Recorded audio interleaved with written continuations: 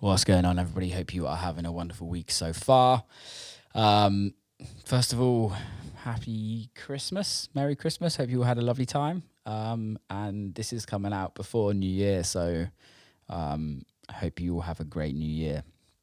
And before we go into that, I want to thank everybody for listening to the podcast over the whole of 2022.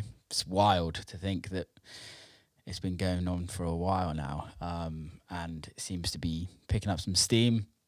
Got some exciting things happening on the podcast for next year, but we will still be here on a weekly basis. So if this is the first time listening, go subscribe, give us a little review wherever you're listening or watching. If you do listen on listening, there is a video side of the podcast that you can go and watch if you want. If you want to see my beautiful bearded face and the beautiful artists and business people we have on this podcast. Anyway, I will stop rambling on. It's podcast time, and this week I have the one and only James Mack involved on the podcast. So James Mack, I have known for roughly around 8-9 years. He is one of the owners of a PR and radio plugging company called Listen Up, initially based out of London, still have their offices in London, still work London and Europe, but they also moved to North America a few years back. I think 7 years ago, we found out that in the podcast. James has had a very successful career in press, also works in artist management, and is the reason why you guys, as listeners, as fans of artists, DJs, hip-hop artists, rappers, everyone in the music industry, on magazine front covers, late night shows on TV, YouTube shows, Instagram, press companies, blah, blah, blah, all of the press that you can ever think of. James and his team is one of the reasons why these artists are on. So I thought it would be really interesting insight to get him on the podcast and talk about the press side of the business, and just to hear somebody else's perspective on how the business is and how it works. So without further ado, James Mack. Mr. James Mack, what's cooking? I'm good. What's going on, Will? You all right? Yeah, good, mate. I was just listening to the Malgrab Boiler Room, actually. It's really fucking good. Banger? Yeah? Yeah, mate. I'll be honest, I never really listened to DJ sets because I'm, like, not that fussed about them. Right. And that one was really good, so I'm impressed. All right, I'll stick it on my list. Yeah, it's good. It's a good What one. you got there? What are you cracking there? It's called Dash Water, mate. It's England's version of LaCroix. Oh. Yeah, mate. Pinkies up. I've never really got into the LaCroix or LaCroix. It was fucking busy. No, I like LaCroix or LaCroix or however you say it. Yeah, that's on the rider? It is, actually. It is. Yeah. Love that. With Ryan's Guinness. Is he got Guinness on your rider? Yeah. It's like the most un-American thing as well. He's an interesting one. That one, isn't he? Guinness on the rider. What a lad. Yeah. Yeah. It's I always turn up to clubs and there's Guinness, and I always forget that Ryan's put it on. I'm like, who the fuck's drinking Guinness? No one drinks Guinness in a club. Do you have alcohol when you ride up, just for like friends and whatever and stuff? And yeah. It's that's good. Yeah, I guess you got to look after your mates, don't you? Well, exactly. You want them to, if they drink, you want them to have a good time, don't you? So can't just punish everybody else because of my life choices. Well, you can punish them with Guinness. That's what sounds like what Ryan's doing. Guinness and tequila. It's the worst combination ever. How's life anyway, man? I haven't spoke to you for a while. I know, it's been a minute. Life is very good. Currently in LA. Obviously, this is where I live. Yeah. How are you finding that LA lifestyle? You've been there a while now, haven't you? 3 years? I've been here a long 7. What? Next February. Yeah, it's been a minute. Jeez. I enjoy life here. I enjoy work here. My family enjoys it as well too. So yeah, it's I find it a very exciting place to be based. Well, I remember because before, I guess let's talk about a little bit about what you do, because then people kind of get it, what the conversation is about. But when I've worked with you guys as Listen Up for my whole career, I think, for the last like 10 years. When we were working together when you first moved to LA, and the whole plan was to kind of grow Listen Up as a PR agency, and everything else you guys do in America, as well as what you were doing in the UK and Europe. How did that go? It went very well off the bat. Yeah. Which resulted in my move out here. We first started off the business. We first opened up the North American office in LA. I would say 7.5 years ago. Yeah. So probably about 8 months prior to myself moving out here. That was a very interesting 8 months for me because I was spearheading all of our biz dev and just the growth that we wanted to achieve in North America, but I was based in London. Yeah. So I would kick off my UK day at 9 a.m. and then it would kind of get to 6 o'clock and it'd be like, okay, cool. North America workday starts now. So that so that was there's a lot of hard work involved in that, but I think that hard work paid off from the get-go for us, and the clients that trusted in us to come on board to handle we'll have a more hands-on approach to their North American PR promotions, if you will. And, I think in terms of the growth of Listen Up in North America, I mean, it needed one of myself or my business partner, Luke Neville, to move out here. I think that if you want to grow any business, you've got to have kind of boots on the ground, if you will, as an owner. And I drew the short straw on that one. So was it literally between you two, or was it like, no, I want to move to LA? With different life circumstances, isn't it? Totally. So my business partner Luke, he has children in school, and my wife worked in the music industry at the time, and she got offered a very exciting role to be based out of LA too. So it just timing works out. The timing works out well for my family, and obviously for my own career aspirations and the aspirations of what I wanted to achieve in terms of growth for Listen Up. So, it's really interesting because PR has evolved over the years.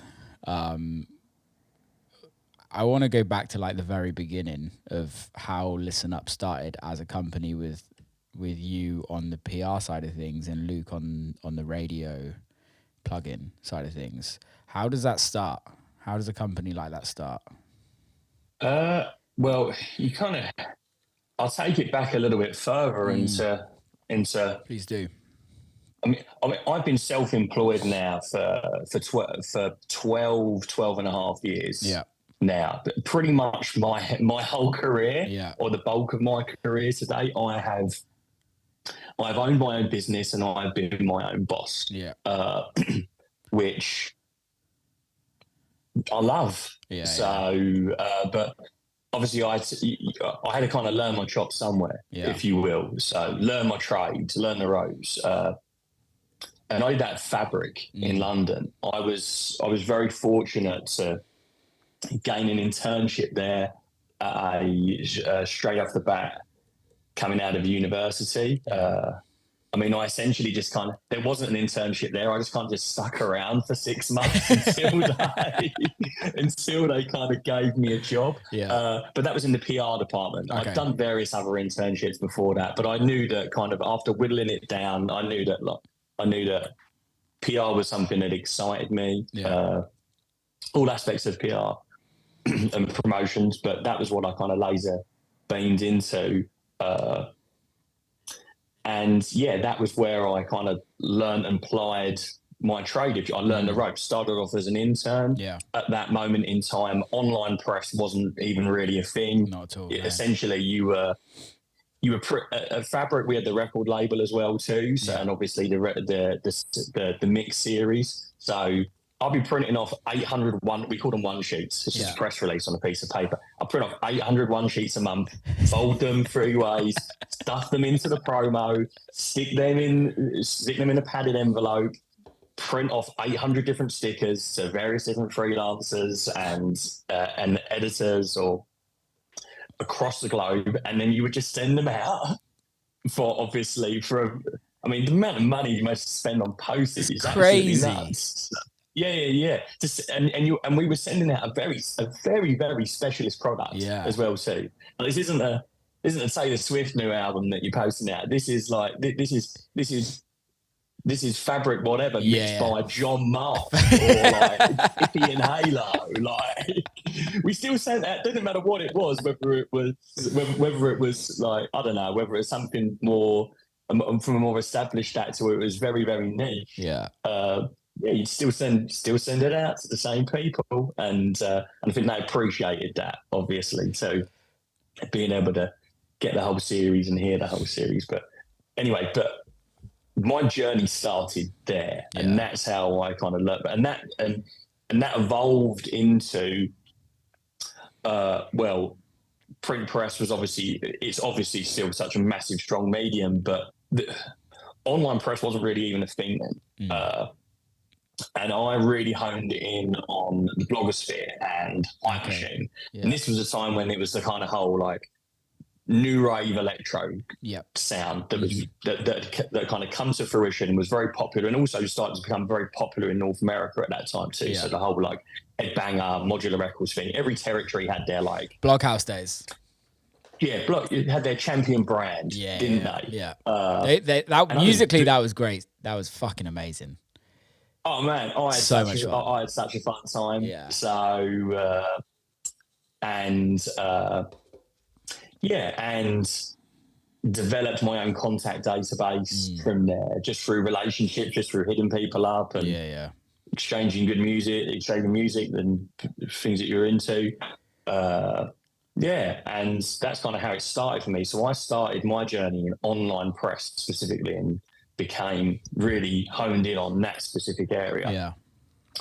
And was very fortunate working at that venue and working on a different mix series every month, having artists come via the venue on a weekly basis, then luckily wanting to get involved in PR and promotion around their appearances, because it was arguably one of the best venues in the world ever, still is today, and won numerous accolades to support that. So that the relationship that I was able to build from an early point in my career was very strong with them, and there was obviously a very kind of strong bond of trust there that I wasn't going to put them forward for any opportunities that wasn't right for them. It was always quality that was being brought to the table, and obviously I was coming from a great position in order to do that, because obviously the institution that I was working for. So I worked my way through kind of up the ladder at that venue, if you will, and there wasn't any further room for me to grow there. So I just decided to leave and take a punt at doing my own thing and setting up my own PR company, specialising in online press specifically. I was very fortunate in the first week of setting up that business, I was able to have a pretty strong roster off the bat. I think I took on Casper. Dubstep was obviously massive in those days. And we just come off the back of the Fabric CD for him. So I took on Booker Shade, I took on DJ Markey, and these were all clients that like just trusted me as a kind of a young 20-year-old to handle their global PR. Like Little did they know. Little did they know.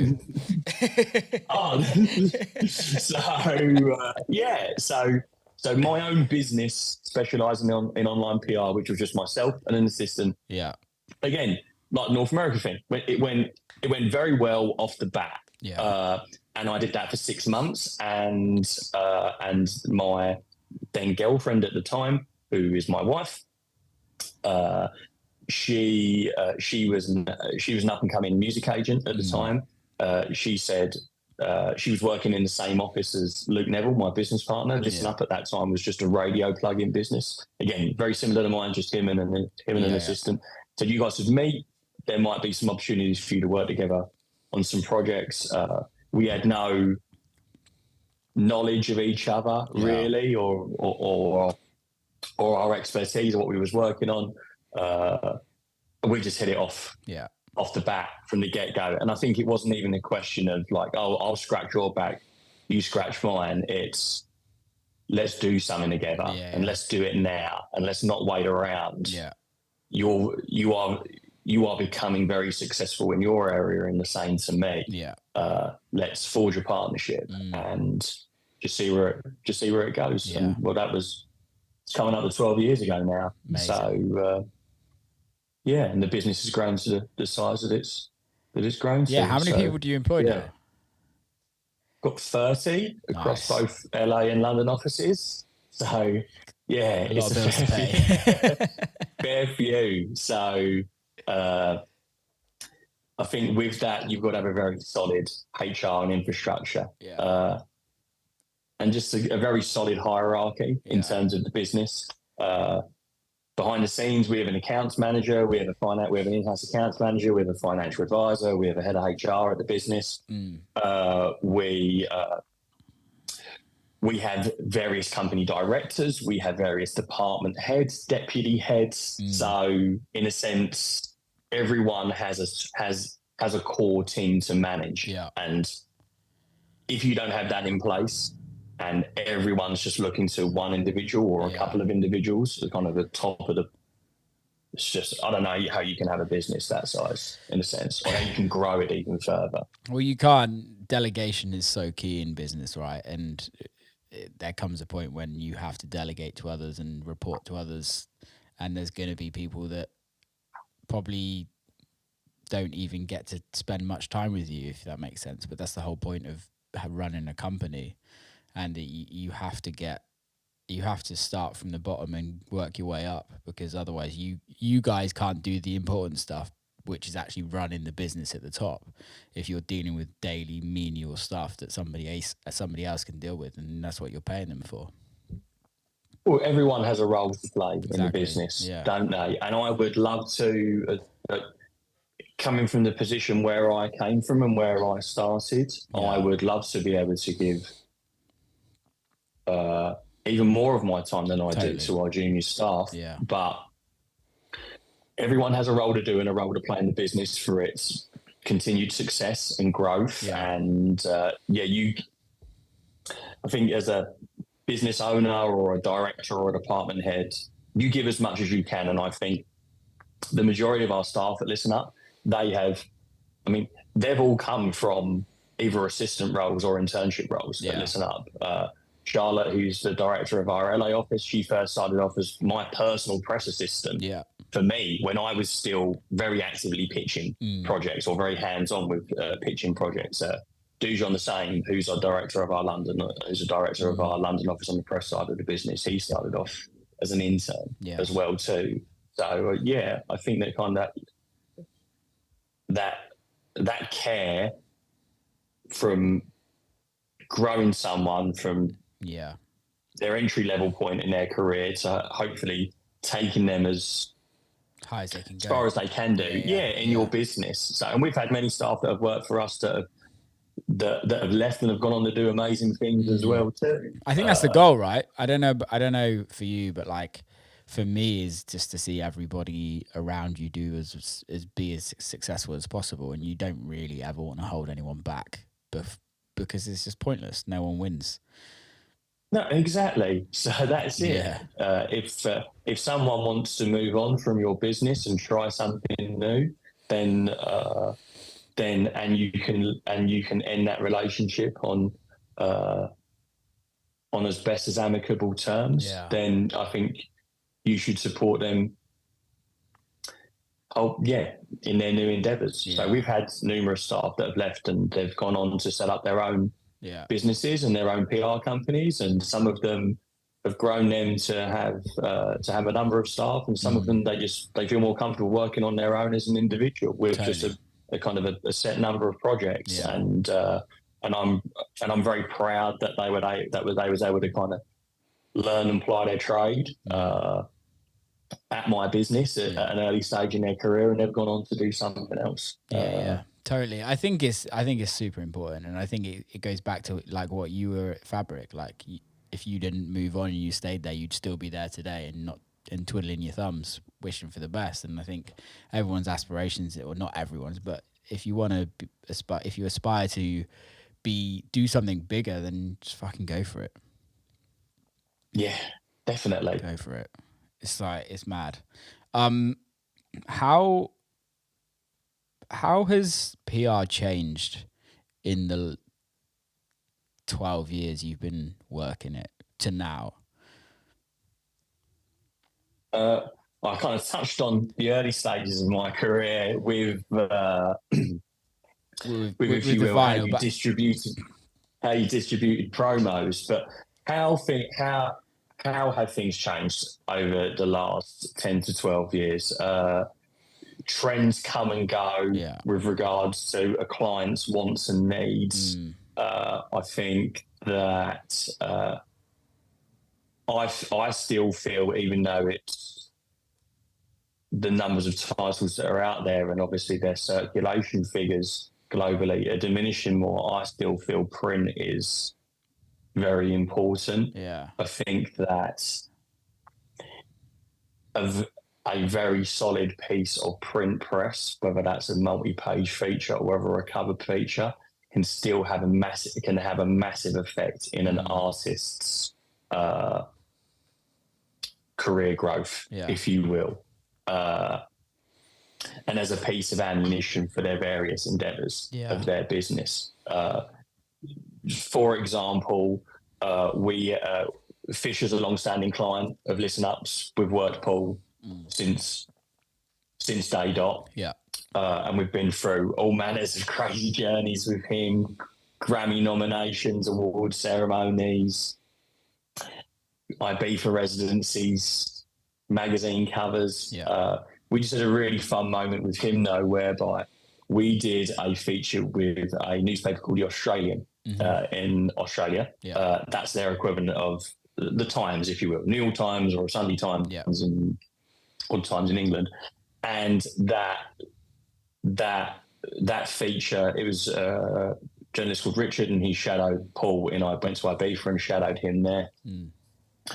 They were so enthusiastic of how the piece turned out. It was only meant to be just for their supplement magazine. It was meant to be like a 3-page feature in their supplement magazine.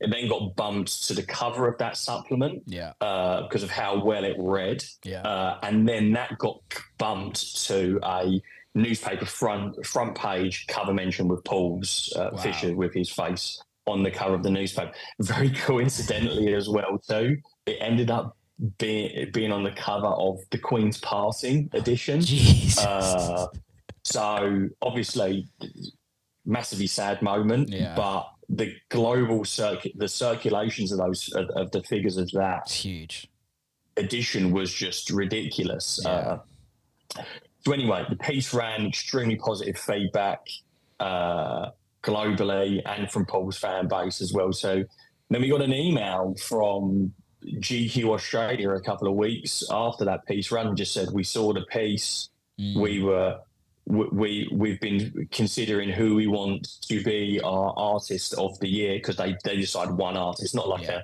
nominations where you've got 5 acts that are up for it.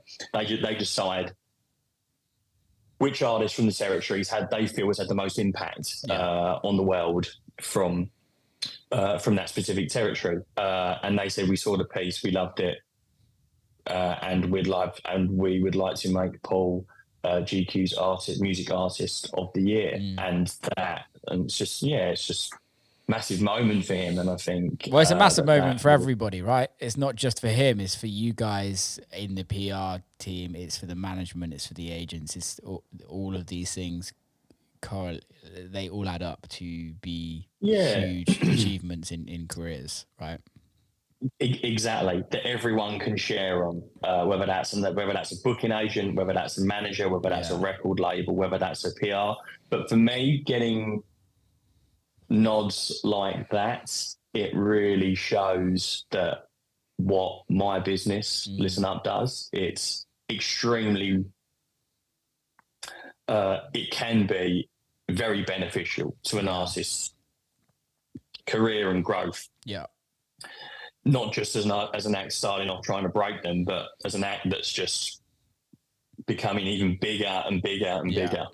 Well, it kind of, when you're in that, let's talk about Fish in that sense, you're almost not in the artist realm now. You're in like big time. Yes, of course he's an artist, we don't pick. It's way gone past some of the smaller things. Is if you're going with national newspapers and international press like GQ, is like you're talking big movie star shit now. You're on other levels. Yeah, we don't pitch Paul as a music artist. We pitch him as essentially as and the looks that we want to go for him. I mean, he is becoming a face of a country. Crazy. It's true. Akin to Chris Hemsworth, or Daniel Ricciardo, or like as a leader of his field. So just the same how we pitch Black Coffee as well too. It's pretty amazing, isn't it? Realistically, like in how electronic music has evolved from when we first started to where it is now, and kind of the influence some of the biggest artists in our genres can have on the world, let alone just in the small industry of what we are. But like the likes of Black Coffee, the likes of Fisher, like they're kings in their own countries, from their own countries. Well, it's just massively inspirational stories, and everyone wants. It's like a film or a TV show. No one likes it when at the end of White Lotus when someone dies, do they? So sorry, very topical this week. But like, I was like, why do you have to kill her off? Like everyone, you want the lead character to do well. And I feel that man, we work in like it's very exciting, the world that we work in, isn't it? It's like, I think especially now more so with the likes of like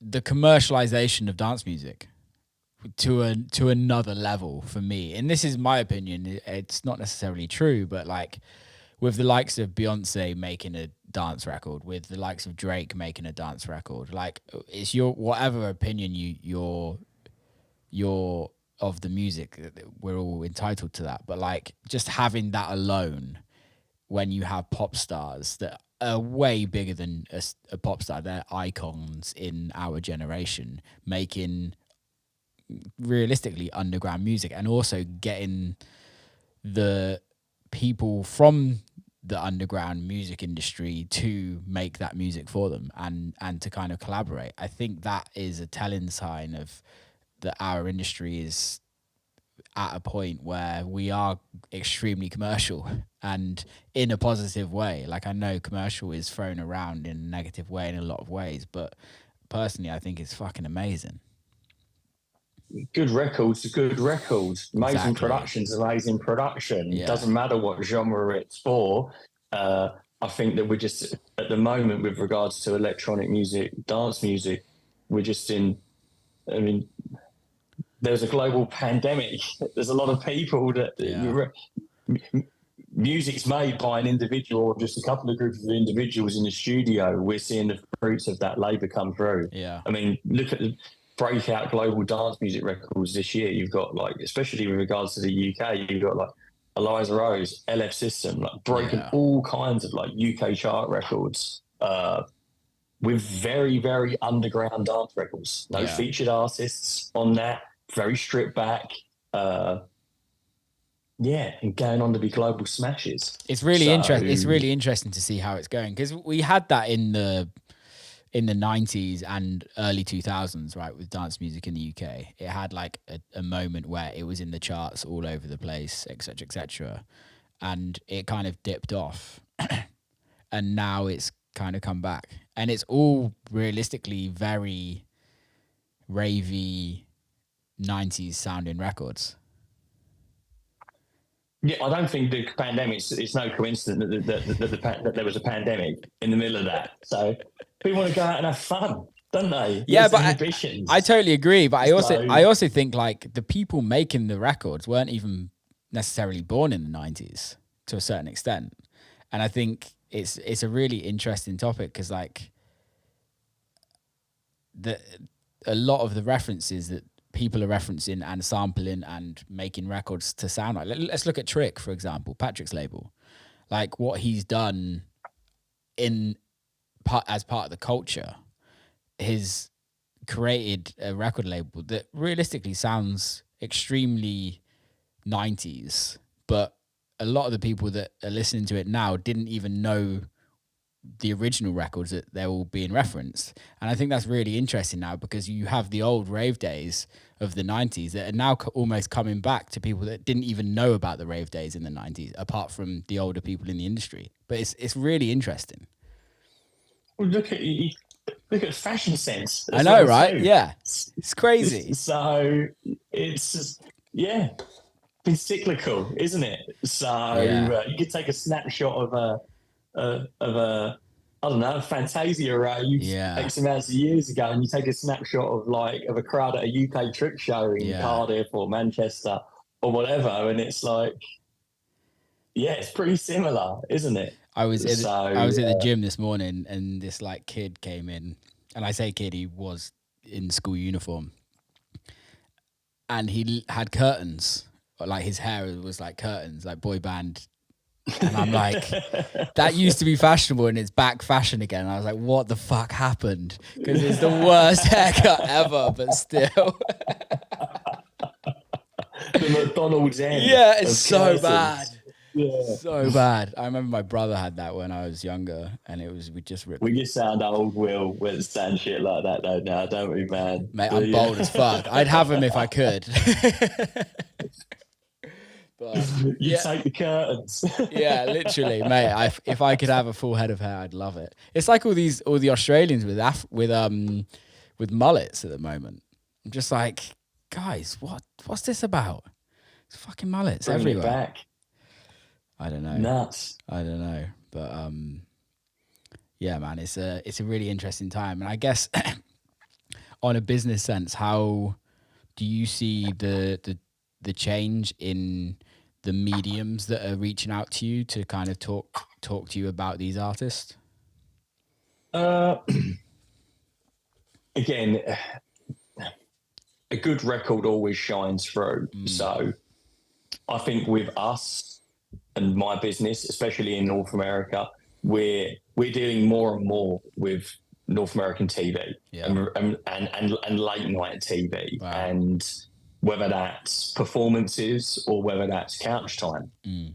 Couch time essentially sitting there and being interviewed by whoever's TV show it was. I mean, dance music's always been there and it's always had opportunities on those platforms and shows. But just for me and my experience with my business, we're securing more and more looks with our talent in that world than ever before. which is very exciting because for me in North America, that's the peak moment of mass exposure. Totally. Being able to perform your record on a daytime North American TV show or a late night TV show, which obviously they have a massive viewership on whatever channel that they're on or whatever on-demand service that they're on. But then obviously with social media, that's amplified tenfold as well now too. So I think it's the associations as well, isn't it? It's like the Grammy nominations. It's like winning a Grammy. Like it's that achievement on as an artist that a lot of artists kind of want and aspire to achieve purely because of what happens afterwards. And I think a late night show it's a stamp of approval, exactly, isn't it? Yeah. So it's very exciting working in that world even more and seeing that attention on what my business does. Works various different genres of music. Yeah. But dance has always been and electronic's always been our core. Yeah. So I'd say that's a relatively kind of recent trend that we're seeing and changing, and obviously too over the years the influence of social media more so with regards to Instagram and TikTok and navigating those worlds as well too, and editorially as well too. Yeah. So you might not even do a feature now with a specific platform for their website. You'd prefer to do that with whatever their social media presence and your preferences on that. So two changes I feel that we're seeing recent. Yeah, totally. Did you guys or do you guys ever work in hip hop? Yes, a lot. Did that change when you moved to North America? I think that personally my eyes were on that genre more from moving here. Yeah. We've worked with Doja Cat we worked her in North America at the very start of her career. And we don't work her anymore in North America. But we still work her in the UK, rest of the world. And I think for me being based here and being able to have an instant connection with either an artist or a manager in that world, just being based here meant that I could bring more of that business on board. I mean, that's been an amazing. I mean, the most exciting projects are projects that you work when you take them on and you just don't know where they're going to go, and it's still growing and emerging, and then you're like, didn't see this one coming. Sitting at the Grammys, and you're like, "What this guy?" And and especially even in those genres, in a sense, it's like well, the blow up can be so big and literally overnight, and I don't mean that in a disrespectful way. It's like 1 minute you're hustling, the next minute you are literally the biggest thing known to man at that time. Yeah, it's scary. You've got to have a strong team around you, and you've got to be. And in terms of, I think what you do when it comes to press promotions, you have to be just so targeted and laser beamed into what you do, because everything that you say is analysed and amplified on an even larger scale. So so we work a lot in hip hop. We work Blast, another one that's kind of come through in the UK office. He's had quite an exciting rise of recent. We work a lot of like UK hip hop artists like Ardy in the UK office again. He kind of came from he's kind of had quite a meteoric rise with the UK specifically over the past few years. Yeah. So how do you manage like artist needs when it comes to press? Because I know like not everybody actually wants to do press as an artist. A lot of people kind of, not a lot, but I don't know. You tell me. You probably know more about that than me. But like, I feel like there's a balance for what an artist should do and shouldn't do. How do you guys manage that? I don't know. I kind of come at it with I feel with a slightly different standpoint with a management side on a project, and what do they need to take their career to the next level across all forms of promotion, whether that's or the services that we offer at Listen Up, whether that's traditional print, online press, TV, promo, radio plug-in, third-party DSP pitching, or DJ club promo. What do they need to get there to take their career to the next level, no matter what level that they're at? Whether it's emerging acts or it's like we were David Guetta in the early stages of the business, and then we stopped working with David, and then we started working with David again like 2 years ago. Which is like you take on an act again at that peak level of their career. It's like, well, what can you add? That's the thing. It's like, what can you do in that situation? To help, to like take him to the next level or maintain his level of success. It's different, so bespoke with every single artist that you work on. But I like to think if you come with a management side of what do they need to help the various endeavors of their business, or where they want to take it, where they want to grow their business or where they want to maintain their business as like top of the tree. Then having a discussion with the talent and having a discussion with the management in terms of what that they're comfortable with doing. Because as you said, some artists don't want to do PR and promotion. They don't feel that they need to do it. I feel that everyone needs it in some level of capacity. I mean, like it's our company motto is like, without promotion, nothing happens. And I feel that that's very true. There's this. Shared this. I don't really share a lot over my personal social media. But there's this great video from Tyler the Creator giving a speech. I think it was like a Complex Con or something a year or so ago, and he's like, as an artist, you spend time on this body of work. You put everything that you've got into this, and what are you going to do? You're going to be thirsty and you're going to put it out to the world and you're not going to talk about it or promote it? Are you, like, that's crazy. Like, you're not proud of that? Like, and it doesn't matter how you do that, in whichever small way it is, or whichever way that you feel comfortable, whichever you feel comfortable to the scene or whatever that you're in. To make something and to be so proud of that and to not want to talk about it, it's very, just because you think that you're too cool for school or whatever, or like, that artist doesn't do it, I shouldn't be doing that. It's baffling to me. It really is.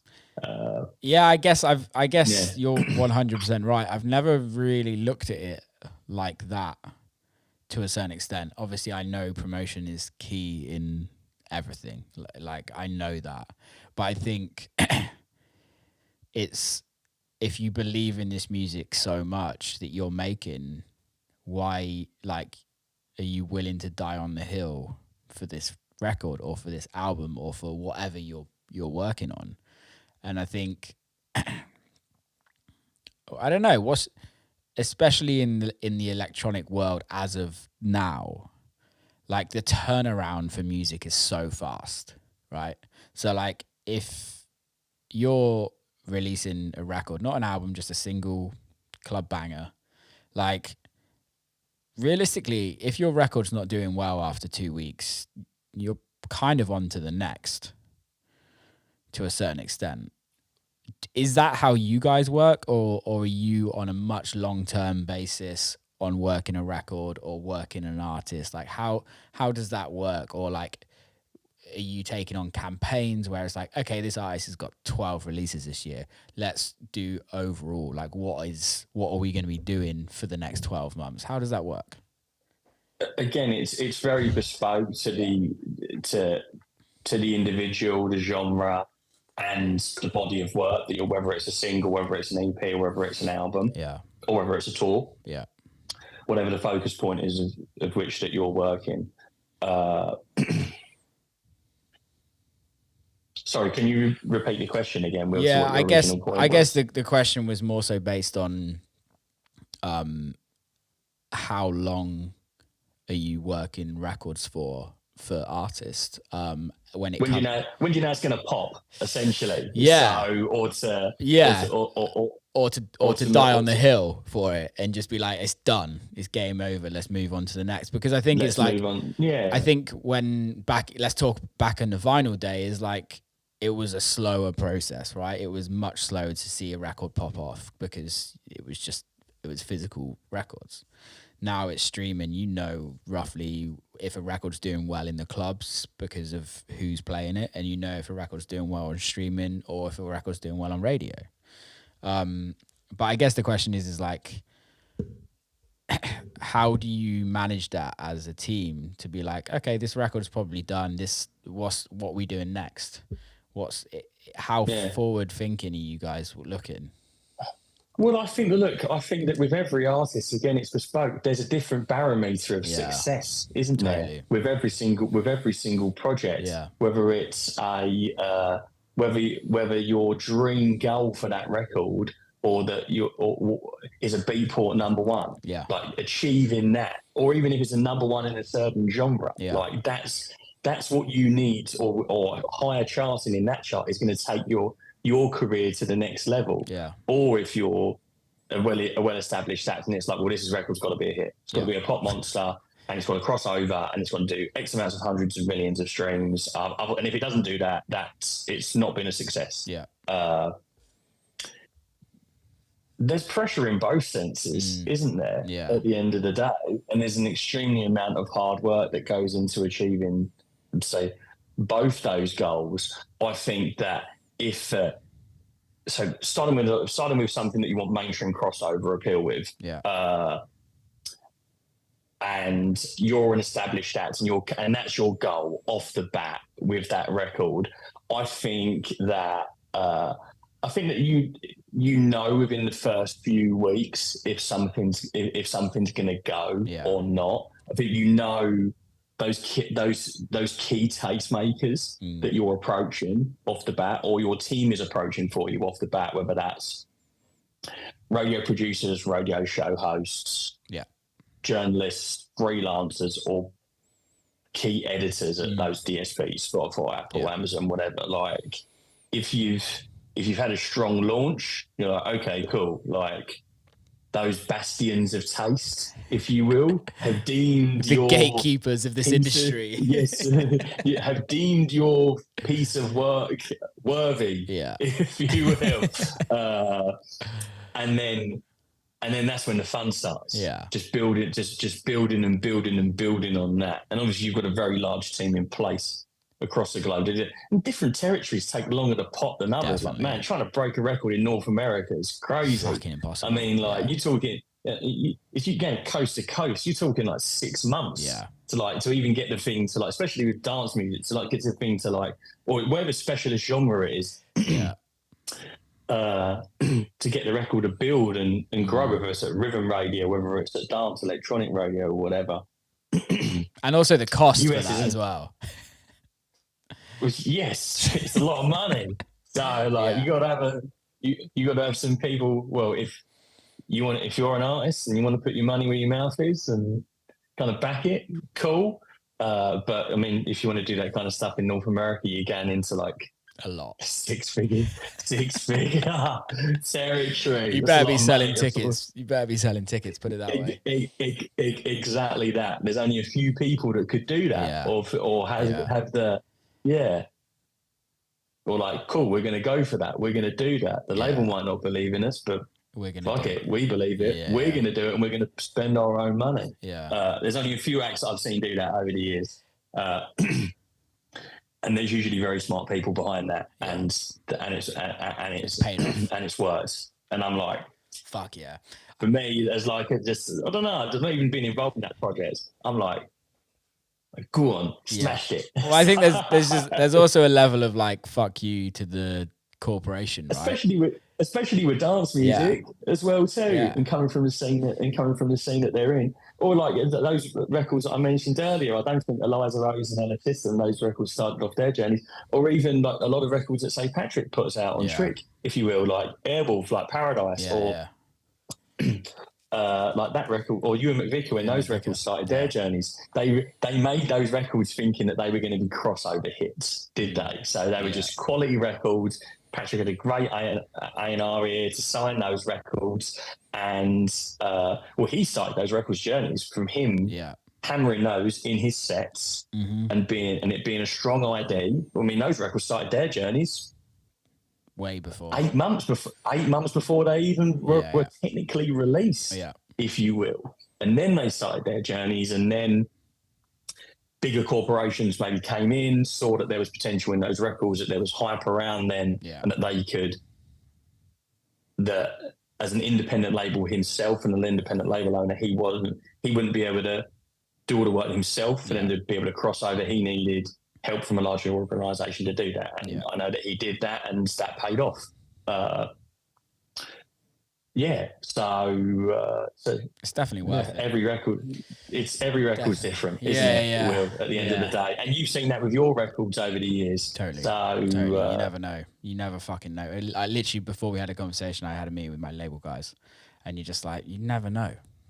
It's like you can have everything aligned. You can tick of all the boxes. You can have everything.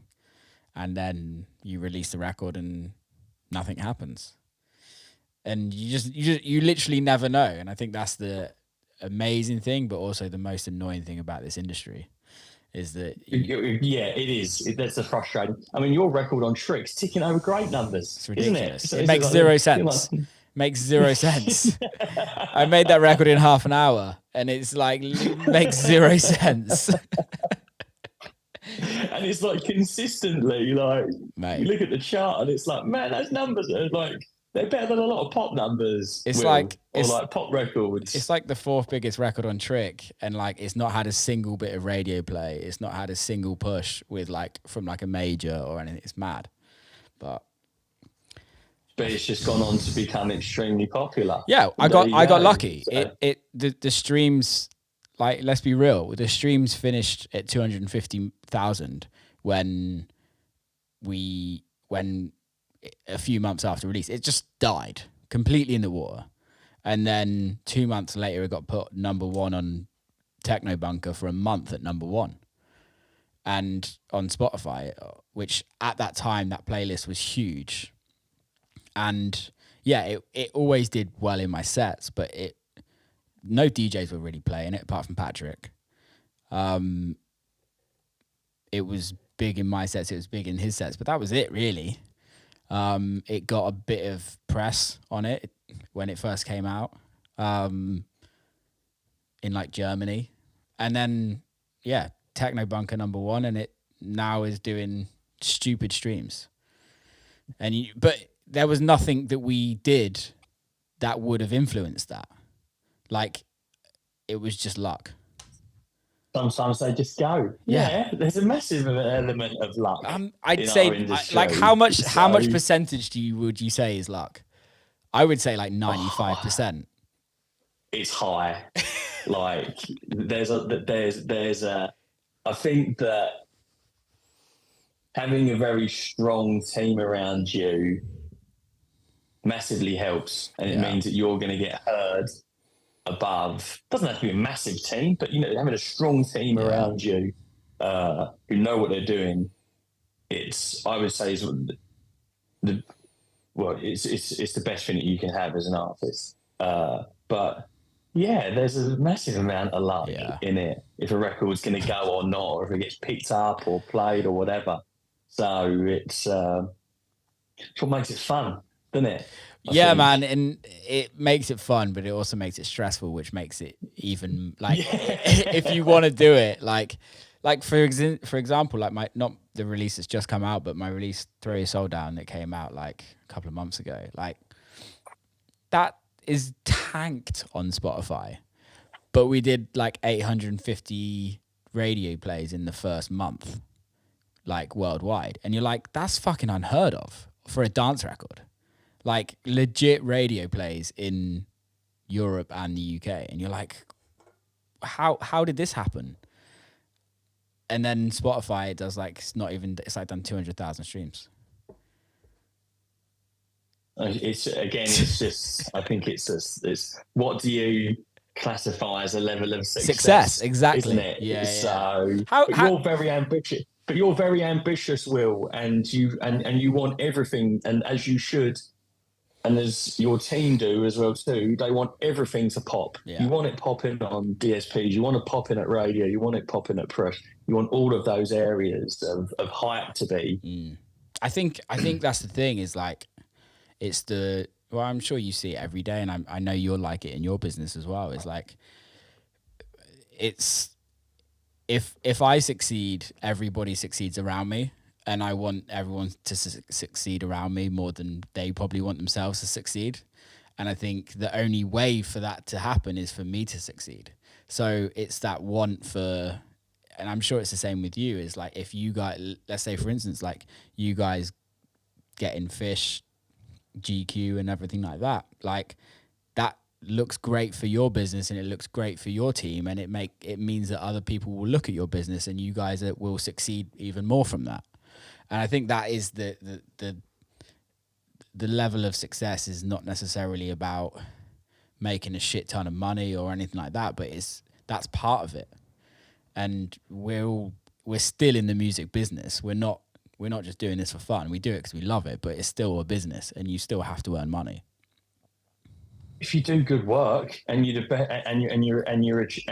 part of a certain few that's achieving their best in that specific field that they work in, and you have a basic business knowledge, you will do well at business. You will make money. Yeah. But it all starts with the quality of work 100%. At the end of the day. 100%. And the amount of work, I think we all know those people that are extremely talented or extremely gifted in whatever they want to do and put their hands to, but they're just not willing to put the work in to get there. And then there's the people that are willing to outwork anybody and will make sure that things do well because of the level of how they work. Yeah, I agree with that. So, and you see those particular artists, and projects rise to the top. Yeah, 100%. All day. Yeah, totally. How I know you also kind of dabble into management as well, and managing artists. Was that something that you wanted to kind of always get into, or is that something that just came off the side of working with Listen Up and PR? It wasn't a specific career goal and aim of mine. It's something in the last few years that I became more and more interested in. And I think it was definitely as my role developed in my own business as well too, and seeing how to build an artist in a promotional sense from all, not just PR, but from all aspects of their career, and being even more intrigued in that and wanting to learn as an individual as well too, that it sparked my attention more with regards to management and as a role and what that undertakes on a day-to-day basis with an artist. I had an opportunity I've been managing an act for 3 years now, an act called Snake Hips, very successful electronic music pop production duo, not just with regards to the music that they make, but obviously with regards to their touring, all aspects of their business as well. So I had an opportunity to take them on for management, and for me as a career challenge and for my own growth, I dove into it. And I absolutely love it. And I think for me, as an individual, not just in terms of management, but for my PR and promotions business. Yeah. It's upped my skill set. Yeah, I bet. Which I kind of thought that I had a pretty good skill set. I built a company to the size that it had done, work on arguably the largest kind of players in the scene, if you will. It's bettered my role in that business even more so. In what way? Because I think just I go into a meeting now and I know what an artist wants instantly off the bat in terms of their PR promotions and exposure. So and how to build that artist in the best sense. So what that and what the other facets of their business needs for them to grow. So what do their agent need to get them better billing? More money, better gigs, better promoters. What do they need to either better their relationship with their current record label or get an even better deal? What do they need? Same on the flip with regards to their publishing, for example. So their branding, if they want to get into branding or fashion or whatever their personal interests are. I think that having that management skill set, and I'm very fortunate that I get to manage a very, very established act that have achieved amazing things in their career. Their biggest record, All My Friends, is on 800 million catalog streams. So they have. It's wild. They have won Ivor Novello Writing Awards. They have performed on late night TV in North America. They've done Jimmy Kimmel twice. They have played at pretty much every major North American festival, not just dance, but multi-genre as well too. Being able to work on an act like of that size on a day-to-day basis, and not just dance music, the records that they make, they have very exciting large pop features. They just had Beer and Lucky Day feature on their last record. Lucky Day's up for a whole host of Grammys. They've had lots of Anderson .Paak and Chance the Rapper, and amazing pop stars feature on their records previously. Again, just betters my insight into my PR business, or an artist wanting to grow to that, or an artist that's on that level as well too. So I think that what excites me most about management is just you're in that center of that spider's web and you get to work on everything. You might not be great at everything, and you might not like certain parts of that business, but you got no choice but to just do it in a sense, and do it to the best of your ability. And if you have people that can help you because they have more experience than you, or that's their area of expertise, then just use them. No harm in asking. No, and I think that's the thing, is like, it's like going into any relationship, right? You know that that person, well, maybe you don't. And I think this is the thing that kind of artists struggle with at the beginning of their career, and still far into their career. They expect their manager to be able to do everything. And I think that there's very high expectations in managers from the artist point of view, because I think there comes a point when people see, I've got a manager now, my career is going to blow the fuck up. And that's definitely not the case. Like 100%. A manager is, the clue's in the name. They manage your career. They don't make your career. Well, the artist's the boss. Exactly. The talent's the boss. Exactly. At the end of the day, all you can do as a manager is just help, guide, and advise them to make the best decisions for their career and what they're comfortable with. In a sense. Would you ever think about taking on somebody brand new? An act that's just fresh. Completely. Yeah, that you're just like, fuck me, I love their music. Yeah, of course. I love A&R. It's one of the most fun things about this business. As I kind of touched on it earlier, Will, with Listen Up, like the most exciting projects that that we've worked as a business, it's those projects that you start, maybe not like completely brand new, but very fresh, very emerging. Being able to take that to wherever you take it in their career, oh man, it's like it's the most satisfying thing you can do in a job, isn't it? Really. What's been?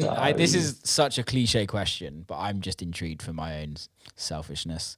What is a project that like stands out to you where you're like, I'm so fucking proud of what we've done from the beginning to where we're at now?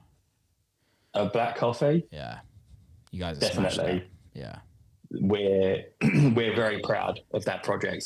Listen up. Christiana's amazing as well. She's a lovely woman, and she's extremely talented. Yeah.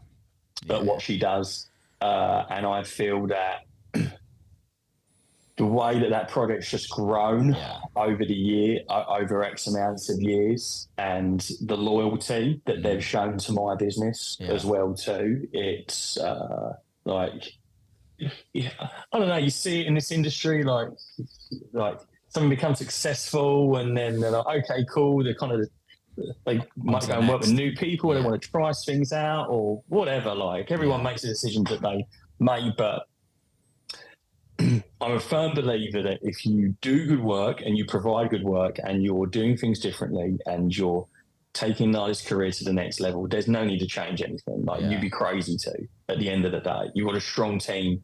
It's core there. They're so passionate about what you do. Yeah. Do everything that you can to keep that team together. And they're a very prime example of that. We've been involved since day dot in that, and they signed record deals and they went into majors, and major labels like, well, Jen, you want to work with our in-house person because they've done this, that, and the other. And they, as a team, were like, nah, we're working with James, and we're working with Listen Up, and we're working with his team because they've been with us since the start, and they're providing great results for us. So for us to start that project when it was fresh, it was emerging, there was hype around it, but like not obviously to the levels of what we're at now. Yeah. And so like 7-8 years later, for that to kind of encapsulate it when you're winning a Grammy and for Best Dance Electronic Album this year, and you look at your contemporaries around you that are nominated in that category, and there's probably 50 people attached to that project, and they've all had a very important part to play in that project. Yeah. But when you look at our little row, and there's just like 7 of us sitting there. Yeah. Natty, Sana, Christiana, car agent, myself, Charlotte, who runs my LA office. Like, special. That is it. Yeah. Yeah, very, very special. Yeah. So, you can't put a price on that feeling.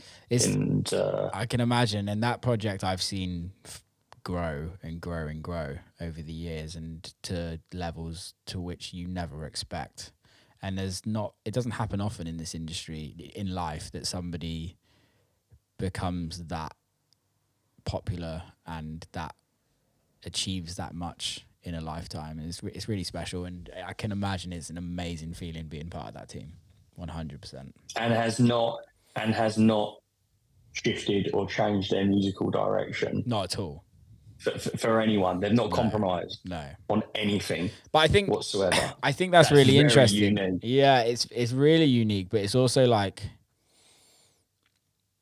it's a very mature artist that does that, and I don't mean that in an age form. Like we know he's older as an artist, but it comes from experience, and it comes from having a very strong head of knowing what's going to work. This is the journey. What they want to do. Yeah, this is what's going to work, and I'm going to stick to this. Yeah, I've always said that about Chemical Brothers, where there's not many artists around that you can say this is that person's record. The Chems, for me, you can hear a Chems record from a mile away, and you know when that album drops on your Spotify or on the shelves, you know exactly what you're going to get, and it's going to be fucking amazing, and it's going to give you some surprises that you weren't going to expect. It's the same for Black Coffee. For me, it's the same with the kind of music crew at this moment in time. Like there's a few people out there that are doing it very well, and they're not chasing fashion. Well, for an artist to be able to create your own genre, in a sense, a subgenre within a genre. Yeah. I mean, what an amazing feeling. Yeah. That must be, mustn't it? So, I mean, obviously you can win awards and have accolades and you can make money and whatever, but to be able to like, for you, as you've just touched on there, with the Chemical Brothers, for not a genre, it's Chemical Brothers. Exactly. that's it. And that's kind of going into these points that we're talking about with career satisfaction, etc. and stuff. That's for an artist that's got to be one of the peaks, isn't it? Yeah, man. Like I think that's it. It comes a lot up on this podcast, and I talk about this with my mates and stuff like that. It's the whole live show. It's the whole people were buying hard tickets to see you. They're not just going to a club to see you. They're buying hard tickets to see you. They're going out of their way to buy tickets to come to whoever show you are. And I think that for me is like the most pinnacle of success as an artist, where it's not a club that is based on walk up. It's a venue based. It's a concert. It's a concert. Yeah, it's a show. People are excited that they've worked hard. Yeah. They've bought your ticket. They've bought that ticket, and they've bought that ticket to just come and see. Yeah. You. One specific. That. That must be an amazing feeling for an artist, whether that's to a room of 200 people, whether that's to a stadium of X. Yeah. Of X amounts of tens of thousands. So. There's always more though. That's the thing, isn't it? I'm sure you come across that all the time. There's like, okay, we've achieved this, but what's next? And what's next? And it never stops. There's always a what's next, Will, isn't there? So everyone wants to know what's next. Yeah, you go back to press and our business, and when my staff, directors, heads of department, press managers, when they're speaking to a journalist, they're like, "Oh, this is cool, but what's next?" It's like, I know there's so many like record label A&Rs, like they've got that poster, haven't they? They're like, "I like this. What is it? What's next?" Yeah. On their posters of their walls. So everyone wants to, Everyone wants it. Yeah. Last but not least, I want to touch on like for emerging artists in PR. When is a good time for an artist to come to you guys or come to a PR agency and really start work on PR? Because I don't think it's something that you need to start with. No, I wouldn't. In a sense, Yeah. I think that you've got to have a solid product there. In a sense, I think and that's just not a piece of music. You've got to be very confident with your branding, I feel too. So I think that imagery, you don't need to be worried about stats or whatever or accolades that you've achieved today. I think that the project's got to look for you to get the most value out of employing a PR company. Your project's got to look somewhat polished, if you will, to stand out from your contemporaries. So whether that's press shots, whether that's one sheets, whether that's a strong biography as well too. Having a very strong identity of what your story is, or working with that company to help you build out your story and what you're most comfortable as an artist telling, because you're going to have to talk about it. You're going to get asked about it. Yeah. So you should want to come with a well put together and honest answer, because the minute that you just divert from that, just you'll get found out instantly. Yeah. So you're trying to be something that you're not. And obviously you should have a solid body of work there as well too. It kind of goes back to the question of, okay, cool. If you're an artist just kicking off your career, okay, cool. This is cool, but what's next? Yeah. If you haven't gotten what's next to tell people, whether that's, or this is my release that's coming in, I don't know, coming in January, 2023, and then I've got this is coming in March 2023. Yeah. You just got, or even if you haven't, you know, someone, and you haven't even got any tour gigs or anything like that, you've got to have a little bit of what's next. Yeah. For someone to feel this, obviously, there's so much competition now, and to have a specific editorial platform come on board and freelancer come on board and not even just champion you. Yeah. They don't have to become a diehard fan off the bat, but to see that what you're doing is exciting, and it's and they're just you don't. It doesn't have to be a point of difference from anything else that's out there. It's quality above your contemporaries. I would come with some meat to the bone, if you will. That's how you'll get the most value out of an organisation. Yeah, like mine, being able to tell a story, even if it's just a bit of a story, I feel was very important. We just come into someone with, I've got this single and I want to release it and it's coming out, and that's it. It's just you might be disappointed. You might think that if I'm going to pay this company X amount of money, they're going to change my PR perception overnight. That things take time. Yeah. With anything, it takes time to build relationships. Off the bat, and it might not be on this first record. It might, and don't get disappointed if it's a slow start on that. You're just starting off. Totally. It takes time to cultivate relationships across all areas of this industry, and definitely with press. So just be patient with it. But come with some meat to the bone on it. And I think it's a process as well, right? Because I think, like, let's just use Mixed Mag Cover for example, right? They still do it, right? Do they?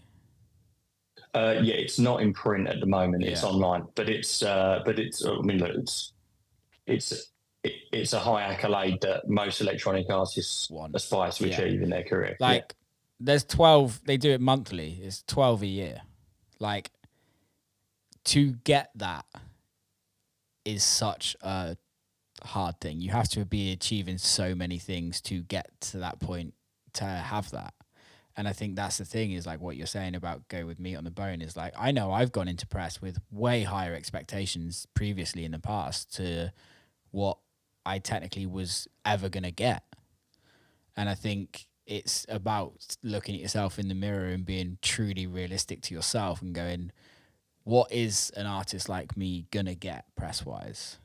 And if the goal's this, but we're achieving this, it's probably because I'm only supposed to have this. I think it's just about being realistic as an artist on what your expectations are of people around you and the team around you.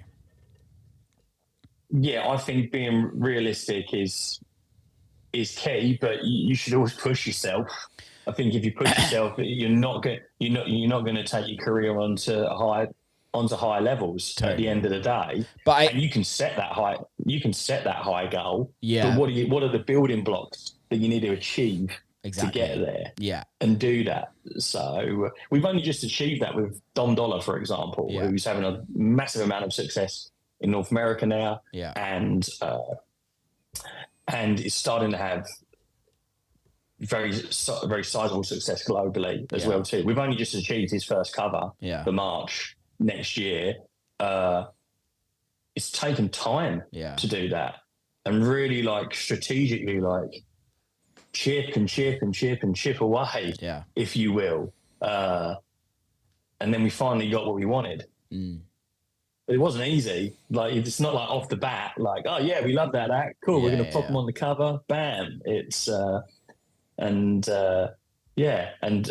there's a lot of success there, of course, as well. And I think that's the thing. There's a lot of meat on the bone. Using your example, there's a lot to talk about, and there's a lot of things to show that it's worth it and that people care. Because realistically, press is a business as well, right? A magazine is a business. It's like, at the end of the day, you want as many listeners or readers or clicks as possible.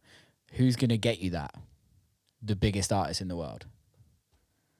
Or if it's a new emerging artist, it's got to be a story that That's they might interesting. not have heard that name, but they're going to pick up that cover Exactly. and they're going to read that tagline and they're going to dive into that. And yeah, it's going to be aspirational Yeah. in some way. Whether that's, I don't know, whether that's a young artist starting off their career and they're wanting to know about Yeah. that artist and what their journey was to get to that cover moment, Totally. or it's just a raver, a fan. They just love dance music Yeah.